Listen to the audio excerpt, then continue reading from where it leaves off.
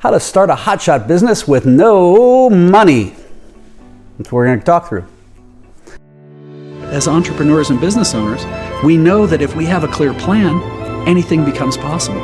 And if you can have a clear plan, a clear process to create that plan, and a way to create clarity with your partner or spouse, you can drive to amazing heights. All right.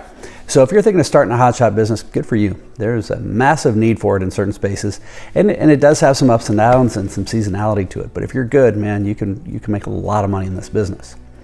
So the four basic steps that we're going to talk about. Number one are the relationships. Number two is making sure, hey, how do you go through and get legal? Three, how do we actually buy the equipment if we don't have cash? And then lastly, just get to start working. So I started my first of 16 companies when I was 19. I have built them, bought them, sold them, and unfortunately wrecked a couple. But I have a book and a full course on this. So if you have any interest, you can go to theaspiringsolopreneur.com and it'll help you with this.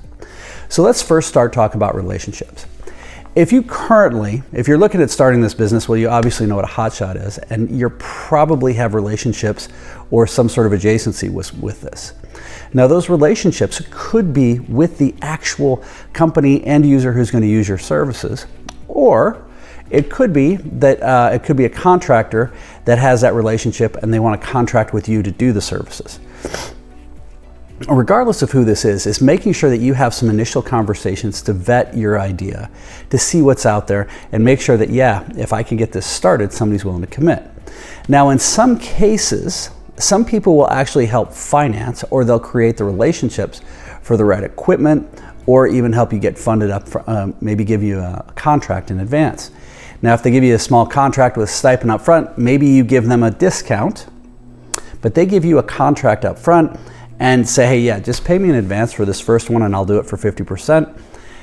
Then you take that money and that you can use that money then to maybe get legal with things, i.e. your insurance, if you need to do any sorts of structure for your business, get an employer identification number, that kind of thing. And again, we talk about all that in the book as well as in the courses, as well as, you know what, there's a bunch of other videos that talk about all this.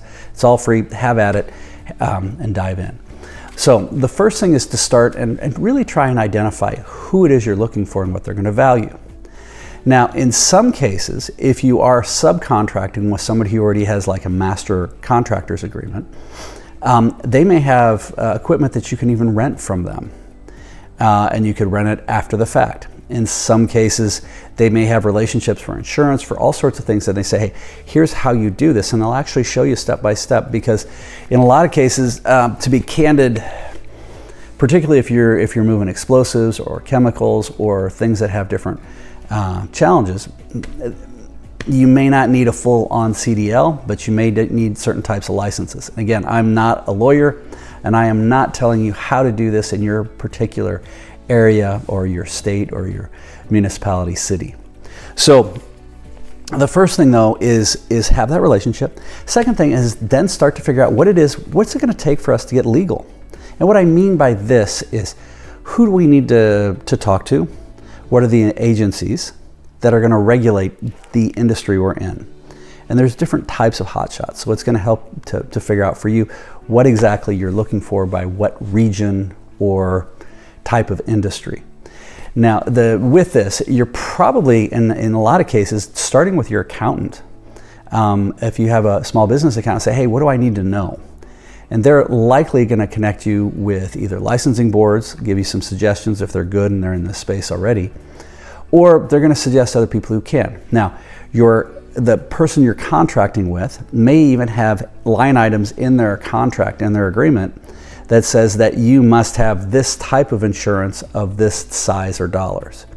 You must have this type of licensure of this type, name, size, style, whatever it may be. But you can go through and start figuring out what are those steps that you need to have in that. Now, if it ends up being a CDL, that's going to be a whole different ballgame. If you already have one, great. If you need to get one, there are some schools that will help you with that, and they'll give you loans, but I would urge caution around spending too much money on this in advance if you can. I'm a big fan of starting businesses with little or no money. So when it comes to getting legal, there's going to be around the insurance requirements, there's going to be the license and regulatory requirements, and then there's going to be the requirements for actually building the business. And on other videos in this channel, we talk exactly about how to go through and set up your companies, how to define what's the right company, how do you build that strategic team of advisors around you for no money. Now remember, you haven't spent any money on this at all yet. Now the next thing is we're looking at credit for equipment. If you come in and in this hand you've got a contract and in this hand you're looking to buy something, well, in some cases the bank, depending on what your current credit looks like, may be willing to act as an interim loan for you. Say, yeah, I've got this contract to work for ABC company, I have the licenses, I have the experience, I've done this, but I need this piece of equipment. Maybe a bank will help you with this. It's going to depend on your own relationship with the bank and your personal finances. It's probably going to be more of a challenge. But, excuse me, I'm fighting a cold. The place that sells the actual equipment will likely have leasing opportunities.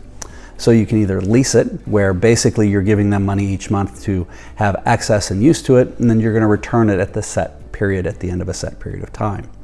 Or they're going to have ways that you can actually buy it on credit. And trust me, there's people out there that will sell you anything on credit. But remember, the most dangerous thing anybody can do, you know, there's an old saying, it's a little tongue-in-cheek, but what's the thing that a man can do to get in the most trouble? Or what part? And it's his signature. His signature is his most dangerous. Same for a woman, obviously. So be cautious about that. Don't want you to go in over your head.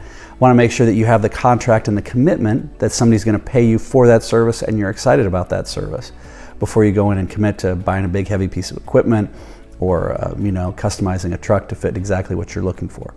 Make sure that you have those things lined up.